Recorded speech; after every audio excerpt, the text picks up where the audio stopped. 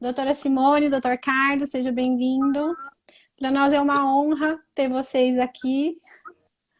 As mães estão todas animadas, muitas expressando muito carinho por vocês, né? As que conhecem, que fizeram tratamento, e outras muito interessadas no tema que a gente vai falar hoje, né?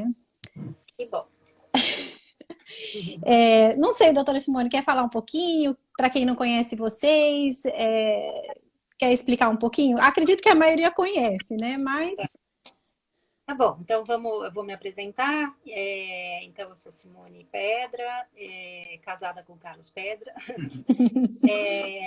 A minha formação é de pediatria, eu fiz pediatria no Instituto da Criança, depois fiz cardiologia pediátrica no Instituto Dante Pazanese de Cardiologia, depois eu fiz ecocardiografia lá também, pediátrica, e depois nós fomos passar um pouco mais que um ano em Toronto, no The Hospital for Sick Children, onde a gente fez o nosso Senior Fellowship. E voltamos no final de 99, começo de 2000, e a partir de então a gente está aqui no Brasil, trabalhando bastante na área de cardiologia pediátrica, fetal, né? E o Carlos que vai falar dele de intervenção. ok. Oi, bom, boa tarde todo mundo.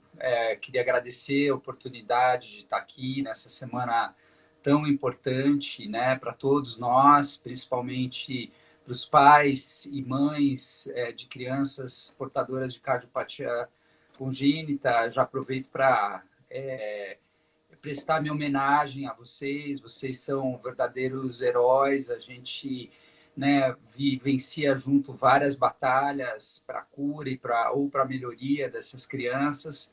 Isso é muito bacana, né? E a minha formação é parecida com a da Simone. Eu também fiz pediatria no Instituto da Criança, depois eu fiquei trabalhando como intensivista pediátrico geral muito tempo, antes de abraçar a cardiologia pediátrica no Dante. E lá onde eu fiz também minha residência de intervenções, de cateterismo, sob a orientação do meu sogro, né, meu querido sogro, Dr. Valmir Fontes, que, na verdade, pôs o ovo em pé, fez o mais difícil nas cardiopatias congênitas em relação às intervenções. Depois a gente teve esse período lá no Canadá, que foi um diferencial para a gente, e desde que a gente voltou em 2000, a gente vem desenvolvendo, né, trabalhos nessas áreas de fetal, de intervenção, de procedimentos híbridos, tentando expandir o escopo, né, para o tratamento dessas crianças e sempre pensando em trabalhar em conjunto. Acho que essa que é a tônica que a gente vai dar hoje aqui. Isso. Eu li vários salve corintiano aqui para o doutor. Eu vi passando vários, não consigo ler todos, mas vi passando vários. Ah, que bacana. Se meu pai estiver assistindo, ele vai ficar feliz. Olha, eu gostaria de começar com algumas perguntas para a doutora primeiro, tá bom? Doutora, você como especialista em cardiologia fetal, poderia nos explicar um pouquinho o que é e como funciona essa questão dos procedimentos intrauterinos? Que, assim, a gente está vendo o futuro chegar. Assim, eu não sei como que vocês médicos encaram, mas a gente como mãe, a gente está vendo, assim, o futuro chegar, né, com esse tipo de diagnóstico e intervenção. Acho que sim, acho que é o futuro, né? E é o presente e o futuro. Eu acho que tudo começou com o diagnóstico pré-natal, né? Vai ser falado amanhã, mas sem o diagnóstico pré-natal, nada disso teria sido construído, e o diagnóstico pré-natal passou a nos ensinar muitas coisas. E principalmente como algumas doenças especificamente evoluem durante a gestação, né? E a partir desse conhecimento, que já vem desde 1980, que é a realidade da ecocardiografia fetal, começou-se a pensar, né, na possibilidade de alguma intervenção intraútero, principalmente para impedir a evolução negativa, né, de algumas cardiopatias. Tá? Então, o tratamento intraútero, ele tem a possibilidade de mudar a história natural de determinadas doenças que são muito graves. Veja bem, não é possível ainda curar intraútero, né? E a intervenção, essas intervenções, elas estão indicadas em condições bem específicas, né? Que são, a gente vai falar à frente, mas são bem específicas e devem ser bem selecionadas e que a intervenção vai trazer benefícios para que quando o bebê nasça, ele tenha chances de, por exemplo, ter 2 ventrículos funcionantes, né? E em algumas situações a gente pega bebês que estão numa situação crítica intraútero, que se nada fosse feito, eles não teriam sobrevivido. E aí a gente tem várias crianças aí com a gente que a gente sabe que a gente pegou ali no último minuto, né? Então, eu acho que é uma área que está crescendo bastante. Eu acho que isso deve se estender ao longo dos anos. A gente tem a experiência no mundo começou efetivamente em torno dos anos 2000, né? Do início de 2000. O pessoal bem recente, né? E nós, aqui no Brasil, fizemos o nosso primeiro caso em 2007. Depois de conversar com o pessoal de Boston e ter várias conversas e dicas com eles. Entendi. Eu acredito mesmo, assim, no pouquíssimo que eu sei, que seja uma coisa, além de estar se tornando cada vez mais frequente, de ser muito promissor ainda. Porque sem ter levantado esse tema, ele apareceu em quase todas as lives que a gente fez essa semana. Começou na live, na primeira, que a gente falou um pouquinho de diagnóstico precoce, e a médica, a doutora Priscila Maruoka, nos disse, cada vez mais o ecofetal tem sido feito mais cedo para poder pegar esse caso, né, onde é possível, onde há indicação da intervenção intrauterina. O doutor Assad falou sobre isso, ele tem, inclusive, pesquisas. O doutor José Pedro ontem falou sobre isso. Então, assim, nos apresentou um mundo bem, bem promissor, né? Essas falas que não eram diretamente ligadas. Mas, enfim, aí você começou a entrar nesse tema. Quais seriam os casos no qual ele é indicado? Porque, assim, as mães estão assistindo, aí vão achar, meu Deus, eu tenho que correr, porque talvez seja o meu caso, as gestantes, né? Sim. Não é para todas ainda, né? Quais seriam? Então, assim, veja bem, são intervenções que são feitas através de punção, né, da barriga e punção do próprio coração. Então, não é nada que a gente costure, né? Então, basicamente, são situações em que temos obstruções graves das válvulas ou aórtica, que a gente chama estenose aórtica crítica, ou da válvula pulmonar, que a gente chama de estenose pulmonar crítica, ou, mais frequentemente, atresia pulmonar com septo íntegro. E tem uma terceira condição, que a gente precisa criar um buraquinho entre os átrios, principalmente na hipoplasia de coração esquerdo e variantes. Por quê? O retorno de sangue que vem do pulmão, que não consegue passar, porque tem uma mitral estenótica ou atrésica, isso é, não passa fluxo pela válvula mitral, ela tem que desaguar para o átrio direito. Então, basicamente, são 3 procedimentos que a gente consegue fazer intraútero, né? Os principais são a valvoplastia aórtica fetal, em que você tem uma válvula muito entupida, e se você não abrir essa válvula, ainda no segundo trimestre gestacional, há risco, e a história natural, a evolução mostra que o ventrículo esquerdo para de crescer. E se ele parar de crescer, esse bebezinho vai evoluir para o que a gente chama de síndrome de hipoplasia do coração esquerdo. Então, essa é uma situação. A outra situação, como eu falei, estenose pulmonar crítica ou atresia pulmonar, que o ventrículo direito parou de crescer, então lá para 22, 24 semanas o bebê já tem, o ventrículo direito tem uma hipoplasia, e se você não abrir a válvula pulmonar, ele não se enche e, portanto, ele não se desenvolve mais, porque ele não se esvazia, né? Se você não abrir, ele não se esvazia. E então seriam essas as principais condições que a gente acaba abordando intraútero. Eu fiquei bem curiosa com essa questão que você falou agora, não era nem previsto, mas vou perguntar. Da válvula aórtica para SHCE. Eu tinha ouvido vários relatos da pulmonar. Eu não tinha ouvido, assim, é uma coisa pessoal e foi uma pergunta que surgiu ontem através de algumas mães e eu até achei que não era possível. Então, assim, seria possível se pegar isso no período certo, tentar uma intervenção para manter o ventrículo esquerdo. Olha só, existem 2 tipos de hipoplasia de coração esquerdo. Isso é muito importante entender. Ok.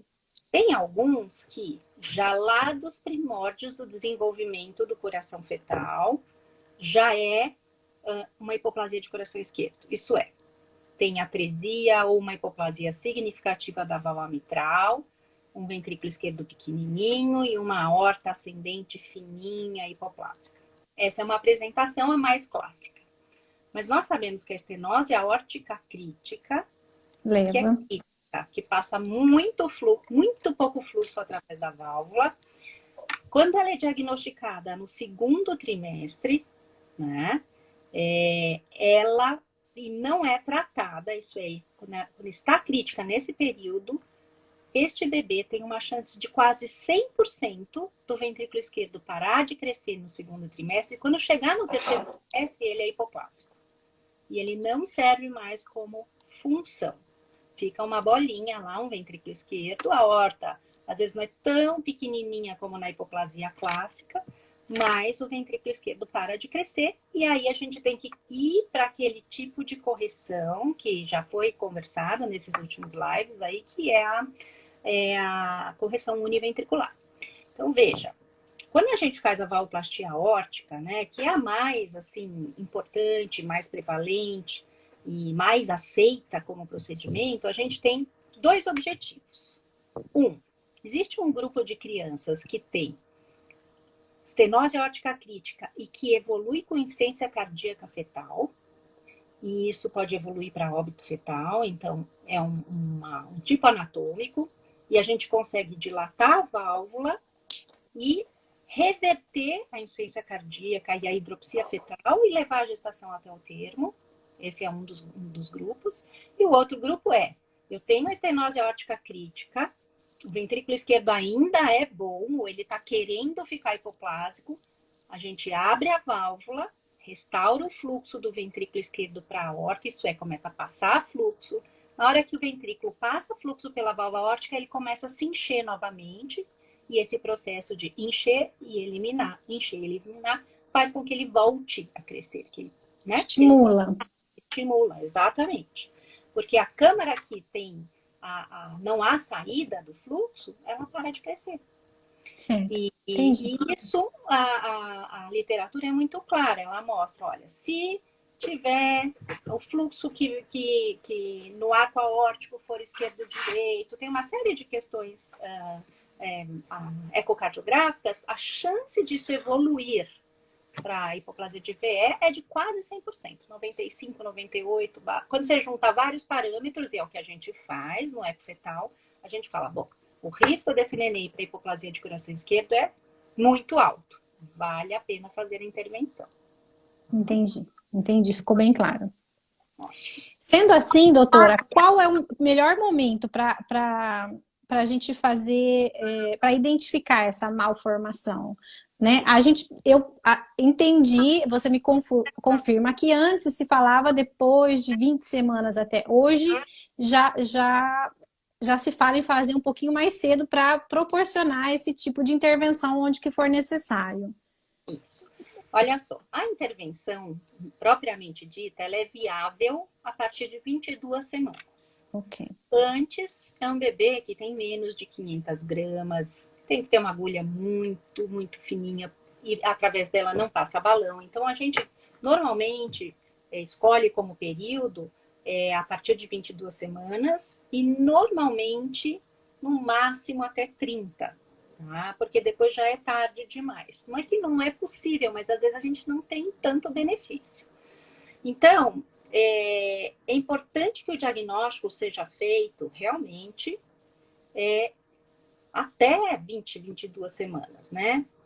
A maior parte dos nossos casos aqui no Brasil, isso quando a gente discute a nossa experiência, tudo, acabam chegando mais tarde, porque tem uma certa padrão dos obstetras de pedir o eco fetal com 26, 28 semanas.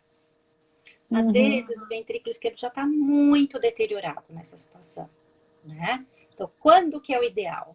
A gente já tem o diagnóstico com 22, e aí a gente fala, bom, vamos atuar agora, daqui 2 semanas, né? Mas pelo menos você tem a possibilidade. Então, eu pego pacientes que vêm de outros estados, que a gente vê num dia, a gente fala, bom, amanhã a gente está fazendo a intervenção, porque está em cima da hora, tá? E às vezes é tarde. Sim. Às vezes, vamos dizer, todo o processo deletério da doença em cima do coração fetal já foi tão intenso, porque o tempo passou, que a gente pode abrir, mas a recuperação é mais difícil. Tá? Entendi. Então, realmente, o ideal é que se faça aquele morfológico de segundo trimestre até 22 semanas, e neste morfológico já se suspeitar da cardiopatia e já encaminhar para eco fetal, e a partir daí a gente já tem o tempo de intervir. Isso seria o ideal, né? Infelizmente, a grande maioria não tem acesso. Não. E a gente discutiu bastante isso esses dias. Bom, você já me falou que o procedimento não corrige a cardiopatia, ele ameniza, né? Proporciona essa correção biventricular que é uma grandíssima coisa para a criança, né? Ter as duas funções. Né? Exato. Não ter que passar pelas 3 cirurgias, né? Período neonatal, que pode ser Norwood ou híbrido, depois Glenn, depois Fontan. Então, a gente elimina isso, e muitas vezes com uma valvoplastia fetal e uma após o nascimento. E aí a criança vai com seus 2 ventrículos aí para o resto da vida. Claro que, eventualmente, a válvula aórtica, ao longo dos anos, veja bem, toda vez que a gente trata a válvula, isso eu sempre comento com os meus pacientes, não é um tratamento definitivo. Ninguém, nem a intervenção e nem o cirurgião conseguem fazer uma arte tão maravilhosa da válvula funcionar perfeitamente. Tem um outro caso que a gente fica muito feliz. Eventualmente, no futuro, precise uma plástica na válvula, até uma troca, mas o objetivo mesmo é fazer a valvoplastia intraútero, sair daquele caso super grave e no pós-natal dilatar. A gente teve crianças que conseguiram ficar até 5 meses sem precisar intervenção, só a primeira intervenção pós-natal foi com 5 meses. E tem algumas que logo após o nascimento a gente faz. Fantástico. Doutora, e esse procedimento, ele tem risco para a gestante? Olha, eu sempre falo também para os pacientes, tudo que a gente faz na vida tem risco, assim como atravessar a rua, andar de carro, andar de avião e tudo que a gente faz. E obviamente que é uma intervenção, e uma intervenção que requer anestesia materna, a gente faz a RAC, anestesia, a mãe não precisa e não deve sofrer anestesia geral, porque a gente precisa mexer no bebezinho, e ele não pode estar todo relaxado. Vai se introduzir uma agulha dentro do útero, tá? Agora, quando é feito com pessoas que têm muita experiência em medicina fetal, como é o caso do nosso super amigo, parceiro, que é o Fábio Peralta, eu falo que ele conhece mais o mundo intrauterino do que o extra, o risco para a gestante é muito pequeno, tá? Se tudo, infecção, risco de anestesia, tudo está controlado, o risco para a gestante é muito, muito pequeno. E eu digo a você que a gente tem 90 intervenções fetais, cardíacas fetais hoje, e nunca tivemos nenhum problema com a mãe. Tá? Então, a mãe realmente é excepcional ela ter alguma complicação. Entendi. E para o feto? Para o feto, obviamente, uma coisa que é importante, que talvez as pessoas não tenham essa dimensão, o coração do feto, quando a gente vai dilatar uma válvula, a válvula mede 3,5, 4 milímetros, né? Então, você pode imaginar o tamanho do coraçãozinho, do ventrículo esquerdo. Quando é do lado direito, então, que ele já é hipoplásico, o ventrículo direito tem 1 centímetro, né? Muito pequenininho. Então, tudo é introduzido pelo próprio coraçãozinho do bebê. A gente não vai por veias, tá? Entendi. Então, você faz uma punção no tórax do bebê, e para isso o bebê tem que estar de barriguinha para cima, posicionado. Isso é possível posicionar o nenê no momento da intervenção. Essa era uma pergunta, uma dúvida que eu tinha. Como é que você faz para pôr o bebê? Ele pode estar de costas, né? Então, na verdade, o Fábio Peralta, que é o nosso especialista em medicina fetal, ele posiciona o nenê do jeito que a gente e ele acha melhor, tá? E aí a barriguinha, depois que anestesia a mãe, antes de anestesiar o bebê, porque senão ele fica molinho, ele consegue virar, o nenenzinho fica de barriga para cima com o tórax para frente, e aí se traça um caminho por onde esta agulha vai entrar, passando pela barriguinha da mãe, tórax do bebê, e aí cai dentro do ventrículo, tá? Se a gente for dilatar o ventrículo, a válvula aórtica cai dentro do ventrículo esquerdo. Se for dilatar a válvula pulmonar, dentro do ventrículo direito. E através dessa agulha é que passa o balãozinho que vai dilatar. Então, vejam bem, a gente está introduzindo uma agulha dentro de um coraçãozinho. Tá? Então, existe sim risco para o bebê, existe risco principalmente, existe um risco de óbito fetal que gira em torno de 10%, mais ou menos. 7 a 10%, segundo a nossa vivência. Depois... Mas é assim, fantástico a gente ouvir, né? Vocês fazem todos os dias, mas a gente ouvir que vai entrar uma agulha na barriga, vai entrar no útero, vai entrar no tórax e depois no coração do bebê. É assim, não sei, maravilhoso. A gente ainda também é uma coisa assim, também a gente se emociona de ver, né? Estamos lá, lá debaixo da água, e é um ritual, né? Um processo muito de nós três, tá? Nessa intervenção tá o Fábio, que eu já falei, que é o Peralta, que é o fetólogo, tá o Carlos e tô eu, e a gente entra numa sintonia também bem intensa para a gente saber exatamente onde vai essa agulha, onde vai esse balãozinho, e quanto que a gente vai dilatar, como é que está o feto, e a hora de sair lá de dentro, e como que vai sair, como o neném sai, etc, etc, né? E veja que tudo é só uma punção, não existe incisão, não existe ponto, não existe nada, né? Realmente é percutâneo que a gente chama. Fantástico. Agora, risco de óbito fetal, risco de trabalho de parto prematuro, tá? Que a gente também não teve, risco de rotura prematura de membranas, e tudo isso depende muito da habilidade, novamente, de quem está trabalhando e saber controlar. Então, a gente dá um remedinho para trair o útero, tem uma série de coisas que alguns cuidados em volta de tudo isso. Para diminuir os riscos, né? Sim. Doutora, e na prática, como é que tem sido a aplicação dessa possibilidade? É São Paulo só ou tem mais algum centro? Como seria o acesso a isso? Aqui no Brasil, até o grupo do Dr. Zelinski, lá no Sul, eles foram até pioneiros, eles começaram um programa, e antes da gente, inclusive. Mas, por uma série de motivos, eles não prosseguiram no programa especificamente, eles, vez ou outra, fazem um outro caso. Então, acaba concentrando, né? Mesmo aqui eu tenho recebido muitos casos lá do Dr. Zelinski, Dr. Paulo, que é um grande amigo, e veja bem, uma coisa muito específica. A gente está trabalhando desde 2007, 2008, a gente tem 90 casos de intervenção. Não são muitos, né? Uhum. A gente faz, sei lá, 10 por ano, mais ou menos. Se todo mundo tentar fazer e não tiver esse expertise, você precisa ter, na verdade, experiência para saber exatamente o que vai acontecer, né? Como prosseguir, que balão usar, que agulha usar, tem uma série de aspectos técnicos. Então, a gente entende que também não é uma situação que deva ser disseminada mundo afora. E é bem assim, né? Tanto cada país vai ter um ou dois centros, fora Estados Unidos, que é um pouco mais disseminado. Entendi. Doutora, tem uma médica perguntando como ela faz para encaminhar as pacientes dela. Olha, normalmente o pessoal entra em contato comigo e o meu telefone está por aí, e na hora que faz diagnóstico, entre em contato comigo, porque eu tenho que ver esse nenê intraútero. Primeiro, para ver se realmente tem indicação, se está no momento certo, né? E porque a gente tem que lembrar, antes de mais nada, a intervenção tem que trazer benefício. Não pode fazer por fazer. Por exemplo, uma estenose pulmonar crítica com ventrículo direito bom, que não é hipoplásico, a gente não vai intervir.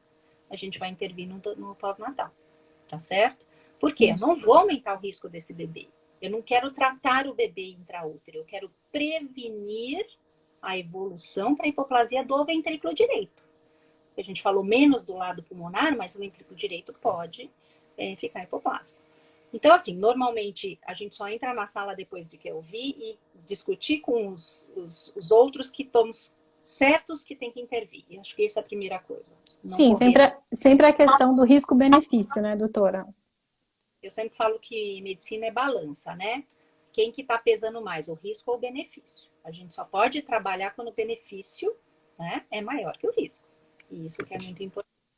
Então, assim, eu estou sempre disponível. A gente faz no HCOR, especificamente, e lá a gente desenvolveu um programa junto com o PROAD SUS, que desde o início do programa, que foi em 2009, a gente tem a possibilidade de fazer procedimentos até para gestantes que não têm condições de arcar com custos.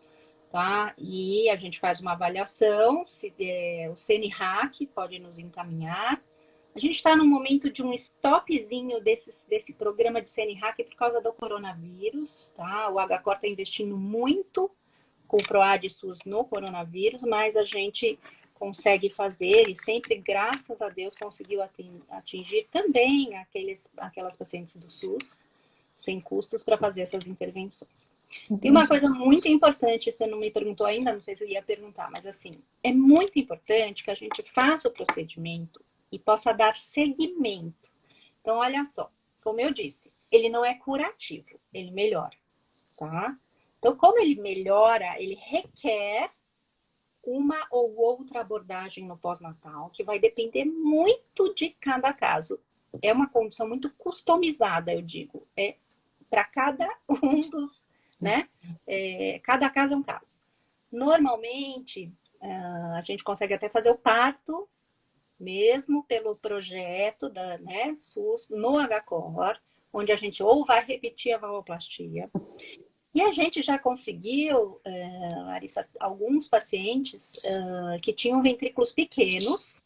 A gente faz o procedimento híbrido como uma ponte para esse coração virar um biventricular na evolução.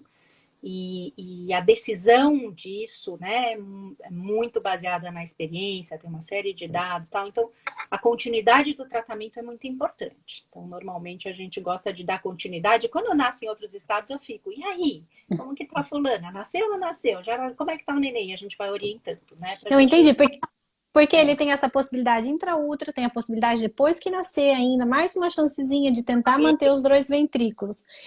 A senhora falou que começou em 2007, então já tem crianças hoje com 13 anos? Tem. O mais velho tem isso aí, por aí. Entendi.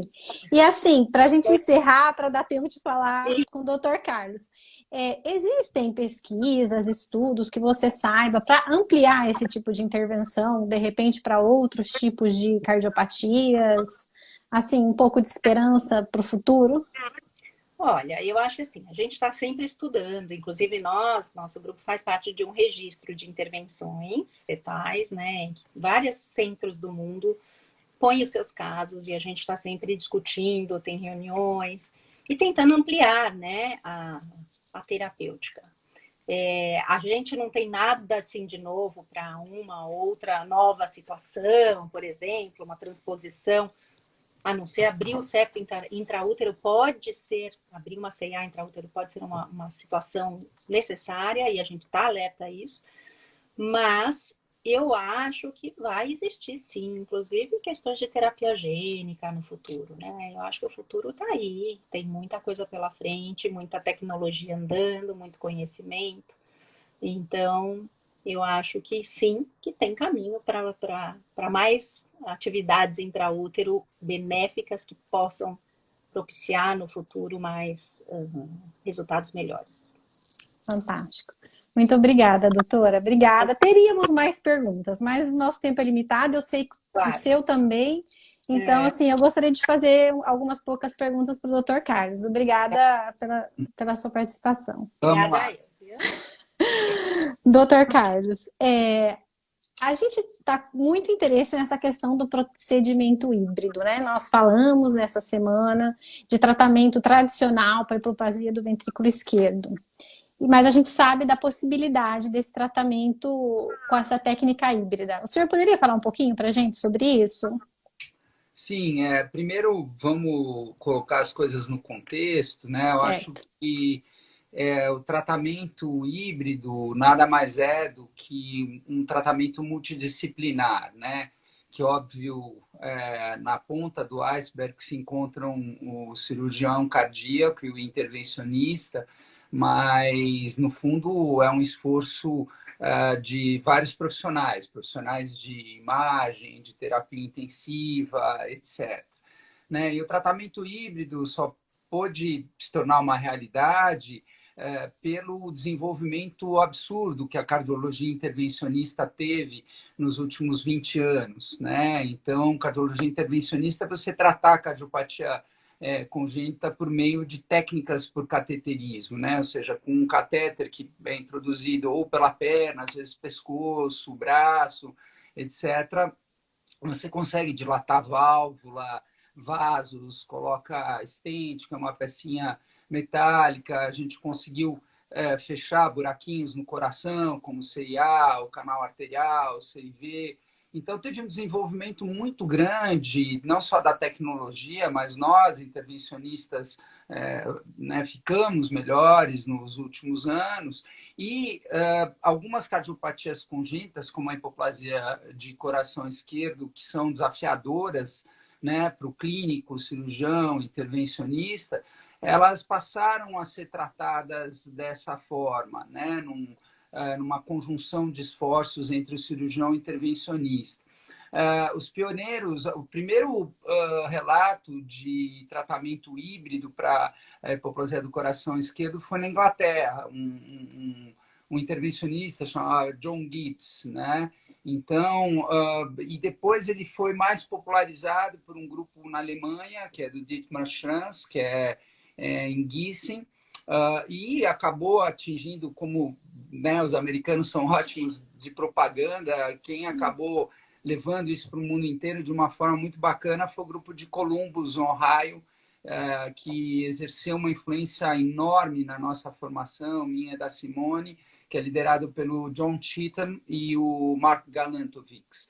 Então, o que a gente constatou? Na nossa experiência, lá no HCOR, inicialmente, né, que eu acabei sendo um dos pioneiros nessa terapia híbrida. Então, em meados dos anos 2000, isso foi exatamente em 2005, quando nós fizemos o nosso primeiro caso, nós não tínhamos bons resultados com a cirurgia de Norwood, né? Seja o Norwood clássico com o Blaylock, seja o Norwood com o tubo VDTP, que seria o Norwood Sano.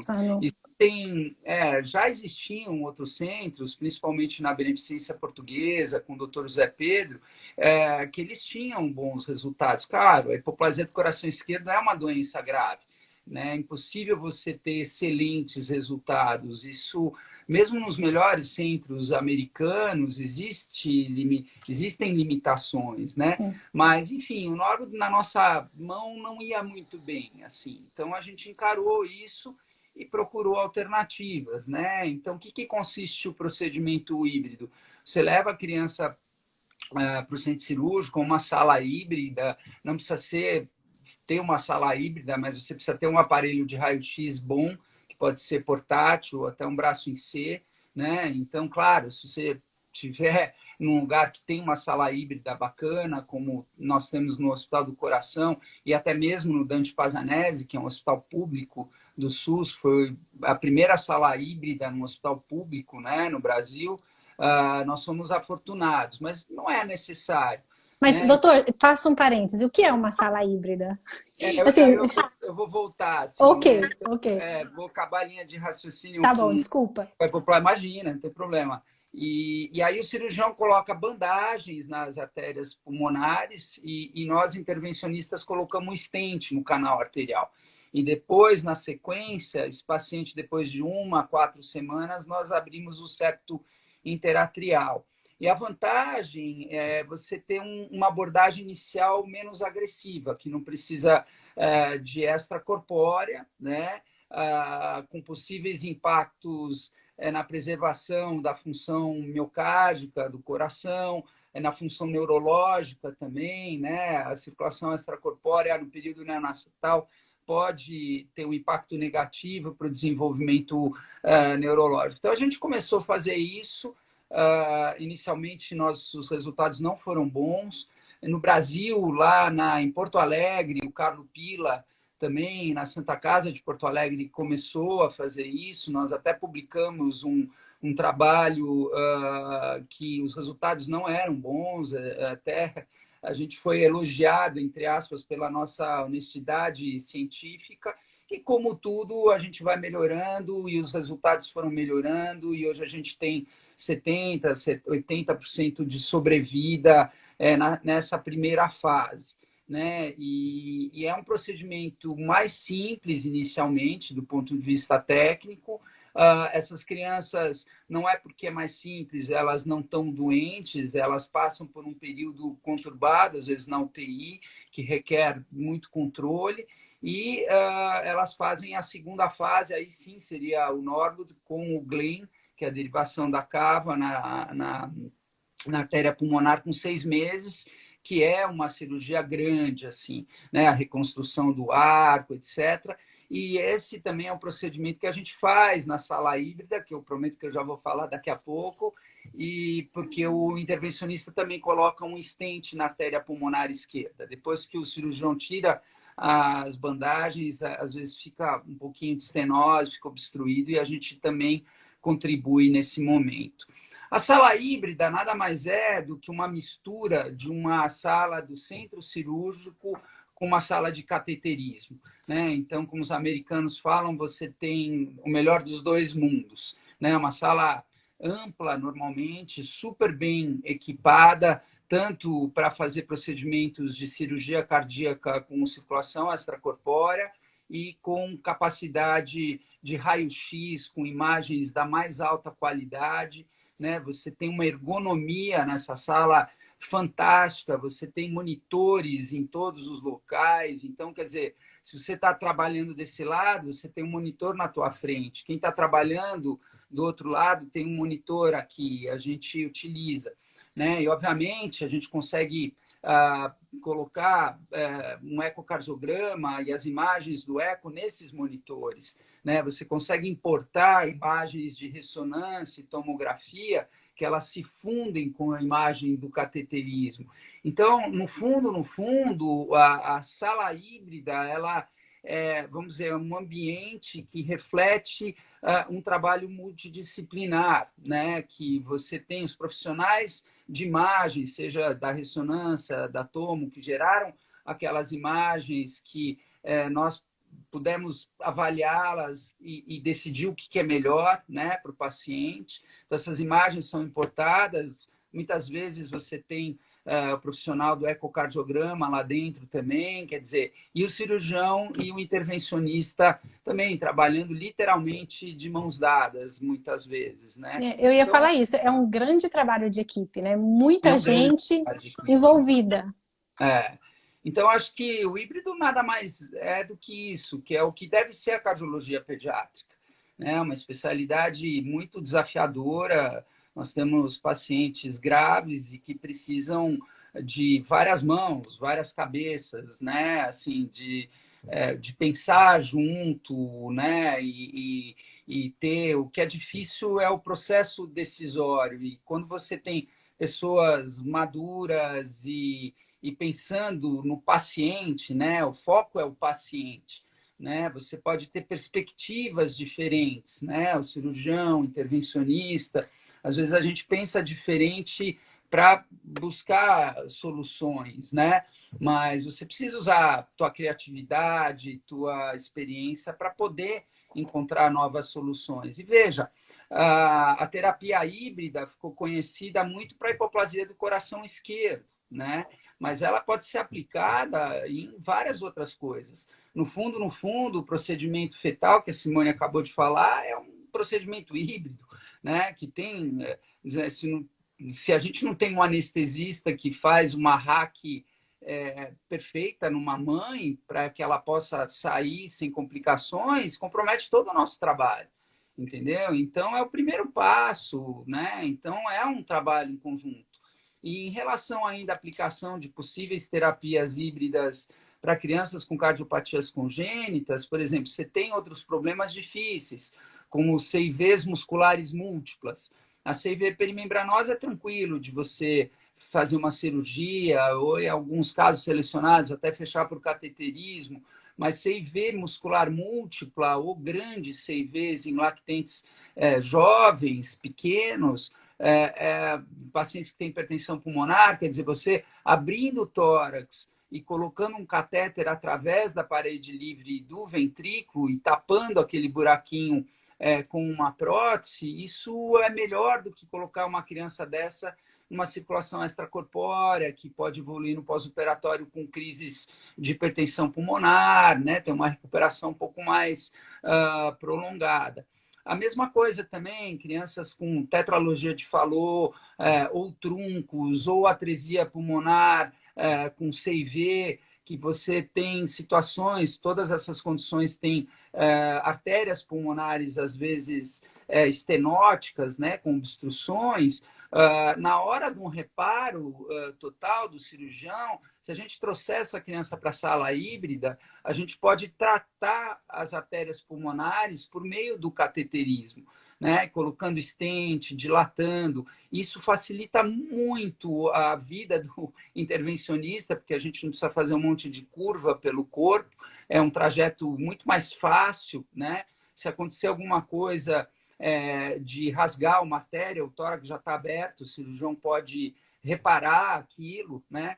Então, e aí você, melhorando as artérias pulmonares, o cirurgião pode obter um resultado nessas condições muito melhor. A criança sai muito mais rapidamente, melhor de circulação extracorpórea, tem uma recuperação na UTI mais rápida também, né? Então, enfim, a terapia híbrida ela tem um quê de glamour, assim, mas ela na verdade, é simples, né? E como todas as coisas geniais são simples, então a gente pede sempre para as pessoas pensarem hibridamente, ou seja, procurar novas soluções, né? Agora, claro, né, para ter um programa híbrido forte, você precisa ter intervenções, né? Um programa de intervenção muito forte, intervencionistas com bastante experiência. E, graças a Deus, no Brasil, a gente tem muitos intervencionistas muito bons, assim, em vários lugares do Brasil, não só em São Paulo, mas em outros estados, assim. Então, houve uma mudança de paradigma nos últimos anos em relação a essa abordagem híbrida e a soma de esforços para tratar melhor essas crianças que têm doenças graves, né? Acho que esse é um resumo. Eu entendi. Foi bastante informação junto. Espero que as mães tenham compreendido. Mas, assim, só para ver se eu entendi. Essa aplicação conjunta, seja da cirurgia, que do intervencionista, do cateterismo, conjunta, traz uma série de benefícios para o paciente e pode ser feita em vários casos.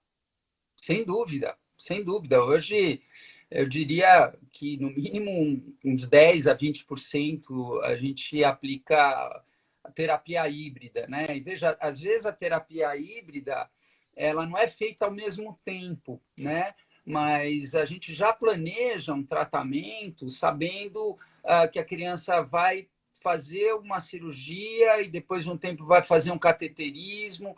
O cirurgião, às vezes, já prepara ali a anatomia para um complemento do cateterismo e vice-versa, né? Às vezes a gente fecha, vai para o centro cirúrgico fechar um vasinho que é crucial para a vida daquela criança, a gente fecha logo antes de uma cirurgia, porque fechou, já coloca em extracorpórea e a criança não vai apresentar uma baixa de oxigênio.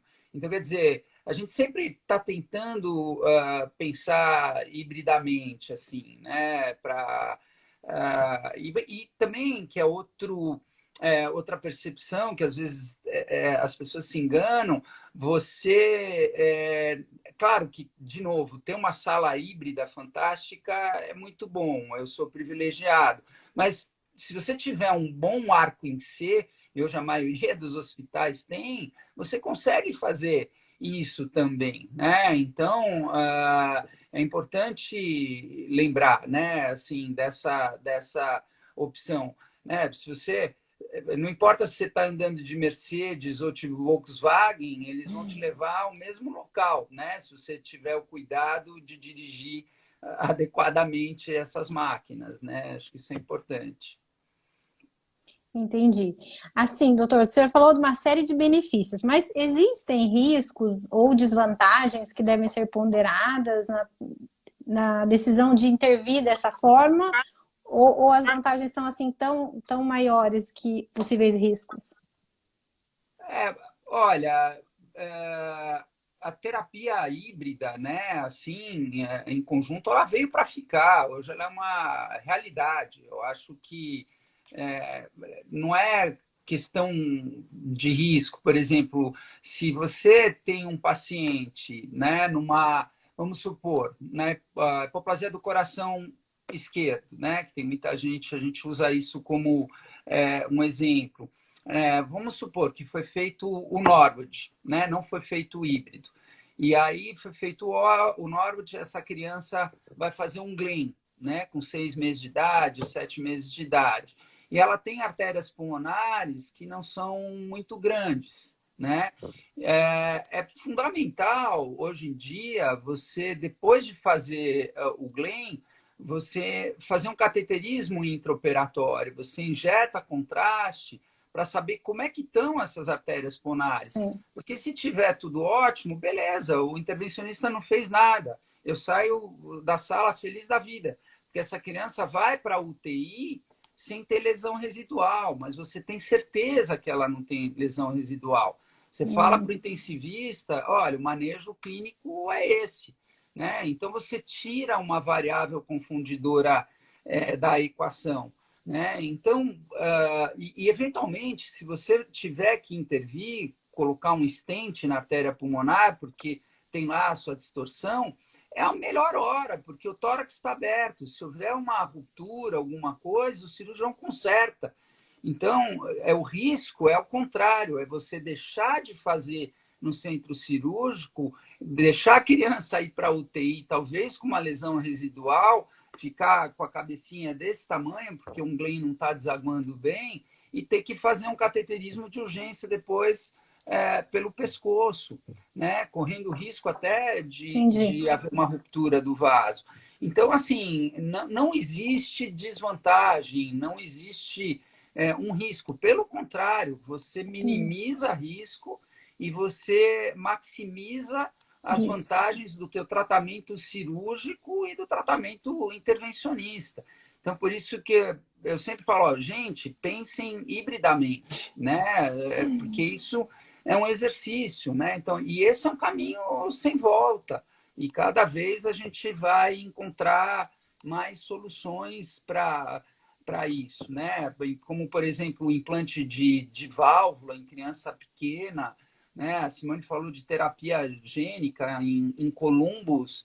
Eles aplicaram um projeto enorme para o NIH de você implantar uma válvula feita de tecido de rato num feto, quer dizer, e você implanta por cateterismo, né? Então, realmente, né, há 100 anos atrás a gente não imaginava que a gente iria para a Lua. Então, daqui a 100 anos a gente nem imagina onde a gente vai estar, né? E sempre pensando de forma multidisciplinar, assim, acho que isso que é importante. Eu entendi, fantástico. Me pareceu que abre muito mais possibilidades e vantagens para a criança, né? Eu fiquei muito impressionada. Não sabia, e eu acredito que a maioria das mães que estão assistindo não sabiam de todas essas possibilidades. Doutor, tem uma pergunta que está sendo repetida aqui, eu vou falar para você pedir para você antes que o tempo acabe. Quando a criança faz o procedimento híbrido, a primeira etapa, sempre do coração esquerdo, né? Recorrente aqui. Ela pode ir para casa, ele fica esses 6 meses em casa, ela não tem necessidade de ficar hospitalizada os 6 meses, como no procedimento tradicional, que muitas vezes acontece. Olha, aí é uma questão um pouco de orientação, né? A gente sabe que na beneficência portuguesa o pessoal gostava de manter as crianças internadas, mas isso depois de um procedimento mais tradicional, como o Norwood-Sano, né? Mas isso não é uma tônica nos Estados Unidos, por exemplo. Né? Eles mandam a criança para casa, mesmo depois de uma abordagem convencional. E veja, aqui eu não estou discutindo o que é melhor. Não, nem nós. Nós estamos apresentando uma outra alternativa, simplesmente. Porque tem gente que tem um resultado muito bom com a abordagem tradicional e não tem por que mudar para um híbrido. Isso acontece nos Estados Unidos também, né? Agora, o tratamento híbrido, pelo fato de não precisar de extracorpórea, é uma criança que ela sai, por exemplo, com mais condição de alimentar até no peito, né? A Simone, que é uma das líderes desse projeto lá no Hospital do Coração, a gente tem uma incidência de 50% de bebês, depois do procedimento híbrido, que mamam no peito. Né, que é clássico na literatura, que depois de Norwood, essas crianças têm problemas de alimentação, precisam de sonda há muito tempo. Não é o que a gente vê, muito provavelmente porque você tem essa vantagem do aspecto neurológico. Agora, veja, independente se é híbrido ou a hipoplasia ou a abordagem clássica, quando a criança for para casa e a gente manda a criança para casa, a gente tem uma média de internação de em torno de 3, 4 semanas, né? Ou seja, é uma internação prolongada, mas a gente pede para essas crianças voltarem a cada 15 dias. Tá? E hoje em dia também, tanto nos Estados Unidos, na Alemanha, que você tem recursos para botar enfermeiras na comunidade para ver esses pacientes, mas você se baseia, né? O paciente, a gente fala que está indo bem, baseado em 3 parâmetros. Se a saturação está adequada, em torno de 80%, ou seja, não muito baixa e nem muito alta. Se há um ganho de peso adequado, tá? Esse é o outro parâmetro. E se está respirando bem. Né? Então, se estiver respirando bem, com o bebê que está confortável, não é irritado, com a saturação em torno de 80% e ganhando peso, eu sei que essa criança muito provavelmente está tudo em ordem lá no coração dela. Tá? Mas a gente pede para ela voltar, tá? A cada 15 dias para fazer ecocardiograma. Isso é fundamental, porque a gente avalia a função ventricular, a gente avalia a adequação das bandagens das artérias pulmonares, a adequação do tamanho da CIA, porque talvez em torno de 1/4 desses pacientes submetidos ao procedimento híbrido inicial, eles precisam fazer um outro procedimento por cateterismo depois, né? Que é você, às vezes, dilatar a bandagem, dilatar o stent. Doutor, eu vou ter que te interromper, porque eu tô com medo... Não, eu queria ouvir toda a explicação, mas o Instagram, ele nos dá um tempo pré-definido, e aí ele cai. E eu não queria que a gente terminasse sem se despedir. Quem sabe a gente faz uma outra ocasião, se vocês tiverem disponibilidade. E agradeço de novo a disponibilidade de vocês dois. É muito enriquecedor para nós, especialmente para nós mães, mas eu vi que tem uma série de profissionais da saúde assistindo também. Agradeço muito de coração a participação de vocês.